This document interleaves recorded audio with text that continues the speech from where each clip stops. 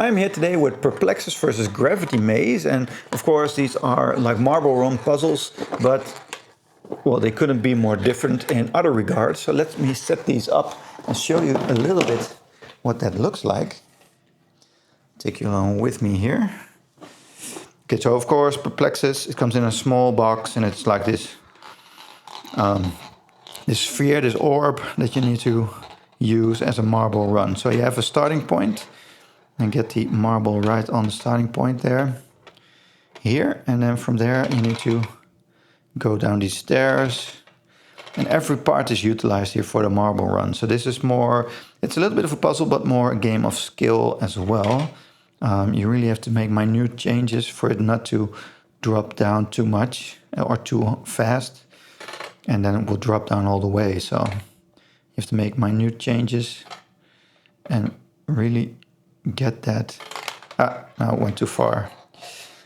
So it's frustrating, but it's a lot of fun. I haven't been able to solve this yet, and my son, who is 8, he's come about halfway. But you have these scores on there everywhere, so every time you can get a higher score. So that makes it also very, very addictive, and then you have to get to 30 all the way to the end, and which is upside down as well. So there's a lot of twisting and turning in there. And then let me set up Gravity Maze, which is a completely different game, of course. So it also is a marble run, a marble maze. So in that regard, it's the same. It's a cool puzzle game. So if your kid loves puzzle games, then either of these would be very cool and a lot of replayability value. So here you have these little marbles. You have to get them through a marble maze, and you set that up like so. You always have to end up in the red one, and you have different points that you can enter there.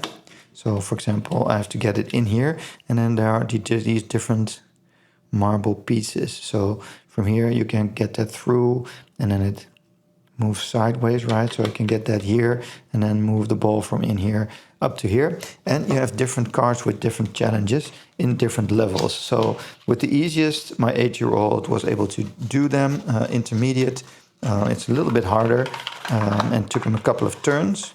And you also have the solution on the back of all of these. So if you really, so there are a lot of different cards. So if you really can't find how to do it, then there's always the solution. So these are advanced.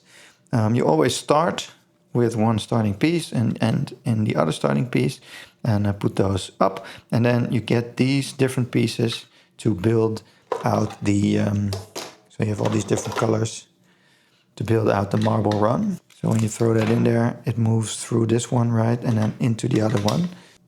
Oh, that's a little bit too high.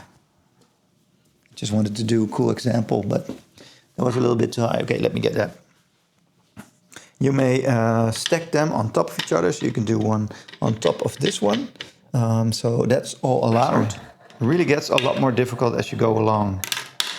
So very cool. I like both of these puzzles. It's a little bit, this is more of like a board game style, and an orb that you easily can take with you. But with both of these, there's a lot of hours of playing fun. It's a little bit more frustrating, perhaps. This one is a little bit more puzzle-based, and that a little bit more like skill-based. So those are the difference between these marble run puzzles, and I hope this video has helped you make your choice.